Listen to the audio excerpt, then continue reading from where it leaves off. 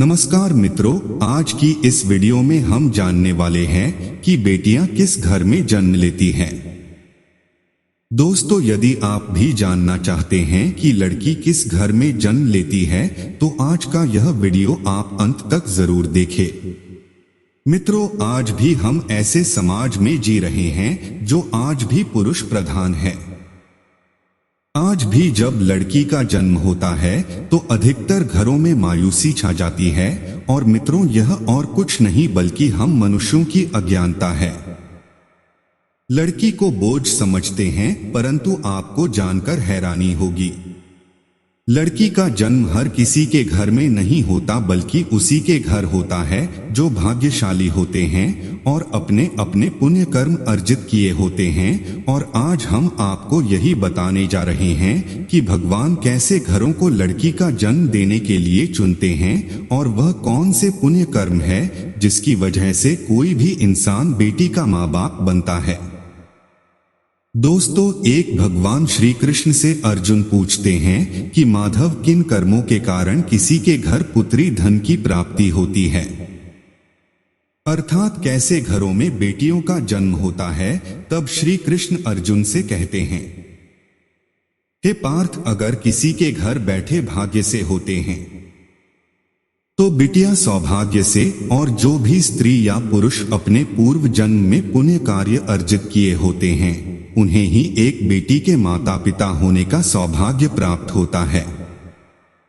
बेटियों को जन्म के लिए उन्हीं घरों को चुना जाता है जो बेटियों का भार सहन कर सके, क्योंकि तीनों लोकों में स्त्री अर्थात बेटियां ही ऐसी होती है जिसका भार हर कोई सहन नहीं कर सकता। वह बेटियां ही होती हैं जो इस सृष्टि को निरंतर चलाएं, मान होने के लिए अपना सर्वस्व निछावर कर देती हैं। हे अर्जुन, पर जिस दिन इस सृष्टि में बेटियों का जन्म लेना रुक जाएगा उस दिन सृष्टि भी है और धीरे धीरे इस सृष्टि का अंत हो जाएगा।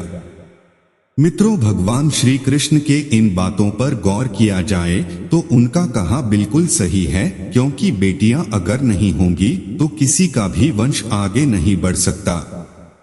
दोस्तों, आपने भी कई लोगों को कहते सुना होगा कि जिस घर में बेटी का जन्म होता है वह घर स्वर्ग के समान होता है, क्योंकि बेटा तो केवल एक कुल को रोशन करता है, बेटियां तो दो कुलों को रोशन करती है। माता पिता के घर वो बेटी के रूप में अपने उत्तरदायित्व का निर्वहन करती हैं, तो ससुराल आकर एक बहू के रूप में सारे कर्तव्यों का पालन करती हैं। दोस्तों, आजकल आप सुनते ही हो, बेटियां बहू परिवार में किसी के मर जाने पर उसका वर्णन नहीं कर सकते, लेकिन यह बिल्कुल भी सही नहीं है, क्योंकि रामायण में बताया गया है कि प्रभु श्री राम के पिता राजा दशरथ की मृत्यु हो गई तो माता सीता अर्थात राजा दशरथ की बहू नहीं उनका पिंडदान किया था, जिससे उन्हें जन्म मरण के चक्र से मुक्ति मिल गई थी। इतना ही नहीं, हिंदू धर्म शास्त्रों में बताया गया है कि बेटियां भी अपने पिता के नाम का पिंडदान कर सकती हैं। वही अगर ससुराल पक्ष में कोई पुरुष नहीं है तो इस स्थिति में बहू भी पिंडदान कर सकती है। इसलिए मित्रों, वह लोग बहुत किस्मत वाले होते हैं जिनकी घर में बेटी जन्म लेती है। वही वह परवल किस्मत के होते हैं जिनके घर एक से ज्यादा बेटियां होती हैं। शायद यही कारण है कि बेटियों को लक्ष्मी कहा गया है। दोस्तों, बहुत से लोगों की सोच यही होती है, बेटी है तो बिना समय गवाएं और इस पर पढ़ाई में पैसे लगाएं, जल्द से जल्द शादी कर दो। लेकिन यह सोच एक बेटी के भविष्य को बर्बाद कर देती है। जरा सोचिए, एक बच्ची के मन में कितने सपने होते हैं, उसे कुछ करना है लेकिन यह सपने सिर्फ सपने ही रह जाते हैं। इसलिए अपनी बेटियों को सपने पूरे करने देना चाहिए, उन्हें जीवन में हर वह खुशी दे जो उन्हें मिलनी चाहिए। एक बेटे से ज्यादा एक बेटी हमेशा अपने माता पिता के लिए सोचती है। माता पिता को प्यार और अपनापन बेटी ही दिखा सकती है। बेटी के जन्म को एक जश्न की तरह मनाना चाहिए। माता पिता को बेटी को हमेशा एहसास दिलाना चाहिए कितने खास है बेटी है। क्या बेटी माता पिता के लिए बोझ होती क्या? मित्रों, बेटी कभी भी बाप पर बोझ नहीं होती। वह सिर्फ अपनी और अपने परिवार की किस्मत बनाने के लिए जन्म लेती है। एक कथा के अनुसार दो मित्र लंबे समय के बाद एक दूसरे से मिले। एक दोस्त ने दूसरे से उसका हाल पूछा तो जवाब में उसने कहा कि मेरे हाल तो एकदम बढ़िया है, और हो भी क्यों ना मेरे दो बेटे जो है।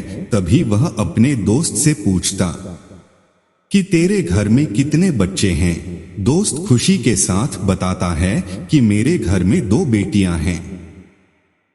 उसका दोस्त भगवान का शुक्रिया अदा करता हुआ कहता है कि मैं धन्य हूं, मेरे घर बेटियां नहीं।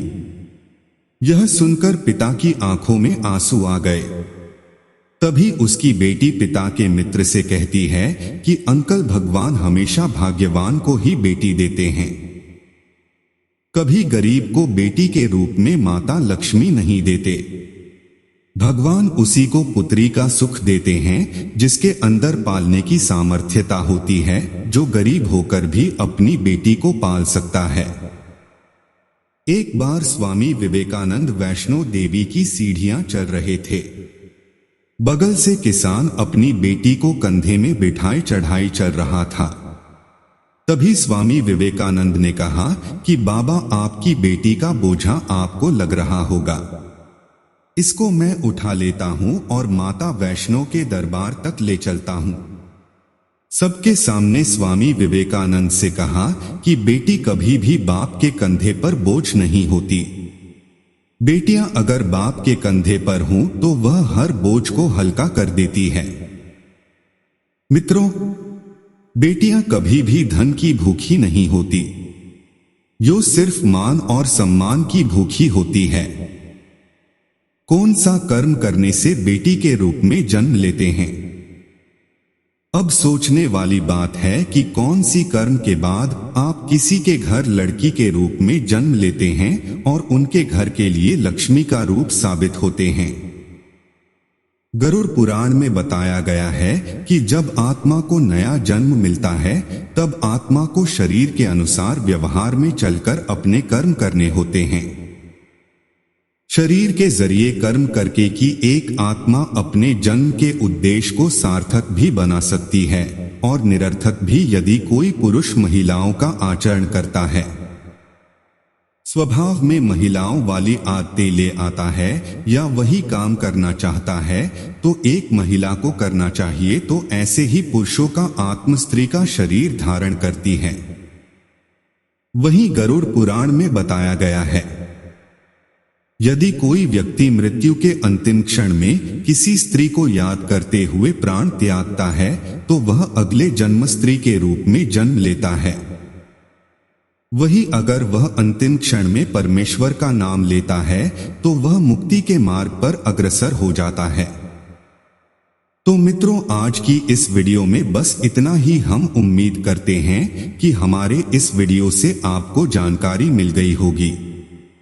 हमें कमेंट करके जरूर बताएं कि आपको वीडियो कैसी लगी। वीडियो देखने के लिए बहुत बहुत धन्यवाद।